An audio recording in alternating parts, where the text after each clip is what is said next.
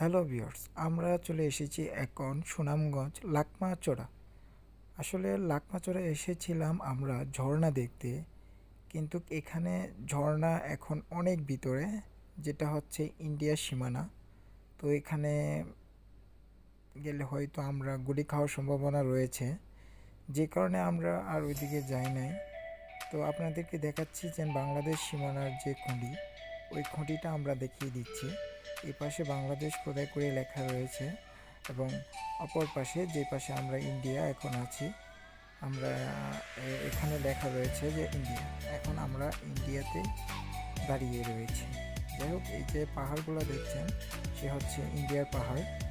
আর আসলে বলার মতো তেমন কিছু নেই, যে এক কথায় অসাধারণ। আপনারা আসলে এখন এই ভিউটা পেতে পারেন। আসলে লাকমাচড়া যদি আপনারা বিশেষ করে দুপুর না বিকালের দিকে আসেন, সেক্ষেত্রে সবচেয়ে বেটার হয়। তো এখানে আমরা কিছুক্ষণ ঘোরাফেরা করে আমরা চলে যাব হচ্ছে শিমল বাগান।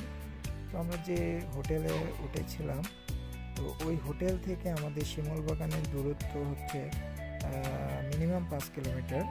অর্থাৎ আমরা প্রথমে যাব হচ্ছে জাদুকাঠা নদীটা দেখবো, তারপর দেখবো হচ্ছে শিমল বাগান এবং বারিকাটিলা।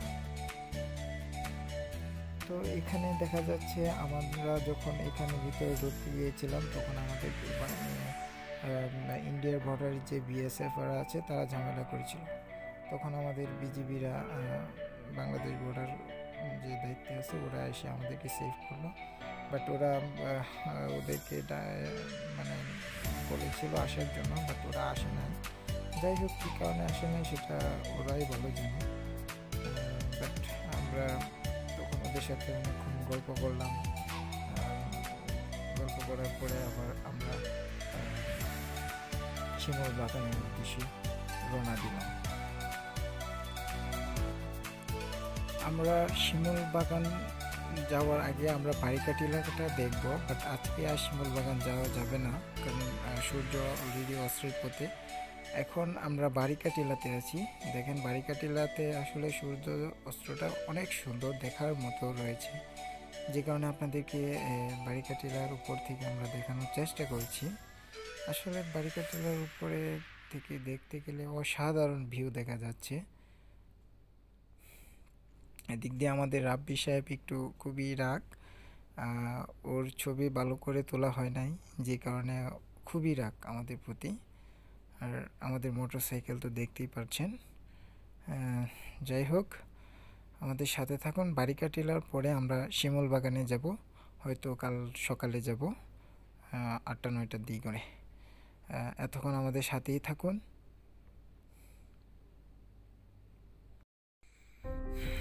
আমরা চলে আসলাম আমাদের সেই শিমল বাগান।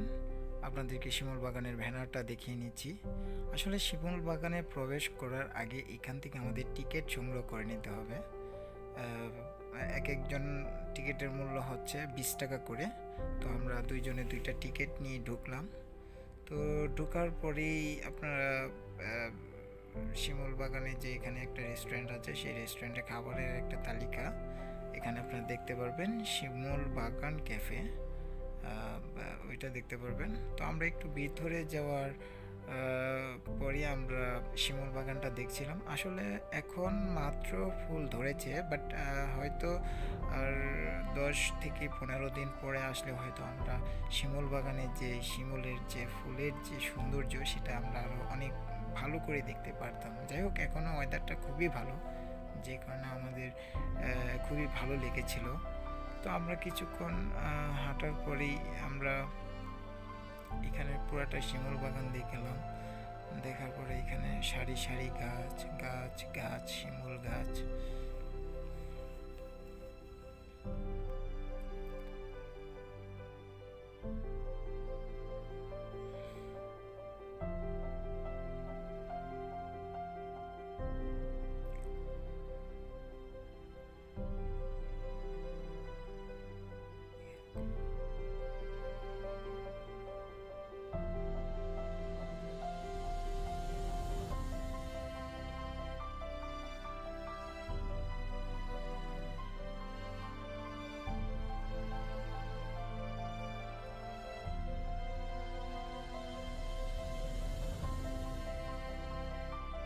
শিমুল বাগানে ঢোকার পরবর্তীতে আপনাদের কিছু ঘোড়াওয়ালারা আসবে। ঘোড়া আপনাদেরকে চতুর্দিকটা ঘোরানোর জন্য তারা দাম চাবে।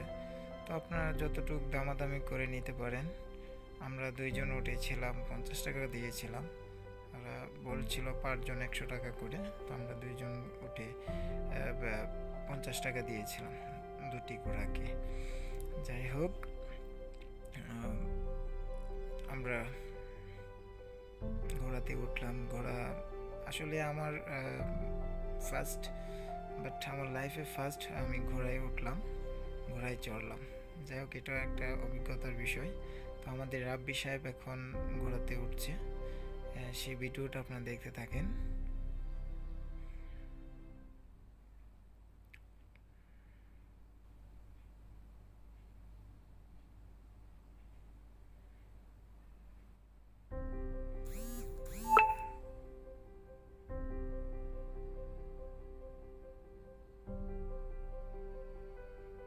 আসলে বাগানটা অনেক সুন্দর, মানে মোবাইলে ভিডিওতে কীরকম দেখা যায় কিনা সেটা আমি ঠিক বলতে পারছি না, বাট বাস্তব, মানে আপনার বাস্তবে চোখে যখন দেখবেন তখন আপনার মনে চাইবে যে এখানে আমি আরও যদি 5টা দিন থাকতে পারতাম হয়তো আমার খুবই ভালো লাগতো।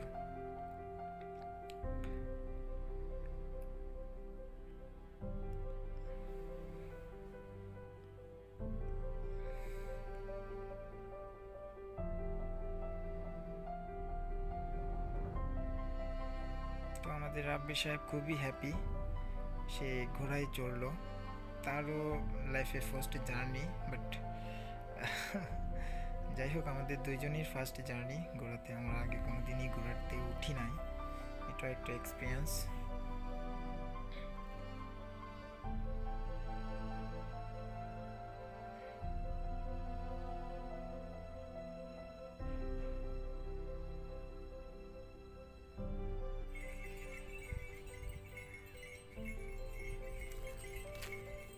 আসলে আমি ঘোড়ায় উঠেছিলাম, বাট ঘোড়াটা মাঝখানে এসে খুবই দৌড় দিয়েছিল।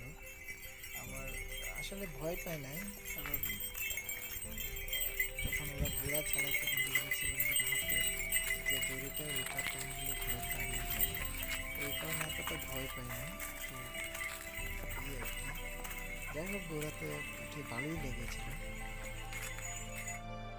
শিমুল বাগানের ভিতরে বাচ্চারা শিমুল ফুল দিয়ে লাভ তৈরি করে সেখানে অনেক পর্যটকরা এসে ফুল তোলে, সেক্ষেত্রে তারা কিছু পরিমাণ অর্থ পায়। যাই হোক, আমাদেরকে বলেছিল, আমরা হয়তো তুলি নাই। আমরা এখন শিমুল বাগানের আশপাশটা, যেটা জাদুকাটা নদী বলা হয়, এটা পুরাটাই মরুভূমির মতো দেখতে। আপনারা দেখতে থাকুন আমাদের সাথেই। আমরা এখন ওই পাশটাই চলে যাব। আপনারা দেখতে পাচ্ছেন চারিদিকে শুধু পাথর, পাথর আর পাথর। অন্য দিক দিয়ে বালি তুলতেছে। আর ওই যে এখান দিয়ে আবার সুনামগঞ্জের রাস্তা, মানে সুনামগঞ্জ সদরে যদি যেতে চান তাহলে আপনাকে কিন্তু এই রাস্তাটি দিয়ে যেতে হবে। আর সুনামগঞ্জ যদি এখান থেকে যেতে চান, যানবাহন একটা মাত্রই আছে, সেটা হচ্ছে আপনার মোটরসাইকেল। আদারওয়াইজ কোনো যানবাহন নেই। আপনি মোটরসাইকেল ছাড়া কোনোভাবে আপনি সুনামগঞ্জ বা সদরে যেতে পারবেন না। এখানে ট্রলার দিয়ে অনেকেই অনেকভাবে বালু তুলছে। আশেপাশে অনেক বাস যা রয়েছে, এখানে আমাদের আসতে খুবই কষ্ট হয়েছিল। আমাদের মোটরসাইকেল প্রায় স্লিপ কেটেছে, বাট অনেক কষ্ট করে আমরা এখানে এনেছি। যাই হোক, আপনারা দেখতে থাকেন। এটা পুরোটাই হচ্ছে জাদুকাটা নদীকে ঘিরেই, এই পুরোটা অংশই কিন্তু জাদুকাটা নদীকে ঘিরেই। ওই যে দেখতে পাচ্ছেন পাহাড়, ওই পাশে হচ্ছে আপনার বারিক টিলা, মানে বারিকা টিলা, গতকালকে যেখানে আমরা গিয়েছিলাম। আর এটা হচ্ছে আপনার জাদুকাটা নদী। তো আসলে দেখার মতো, এই যে মোটরসাইকেল আসতেছে, এইগুলো হচ্ছে সবই আপনার সুনামগঞ্জ সদর থেকে আসছে।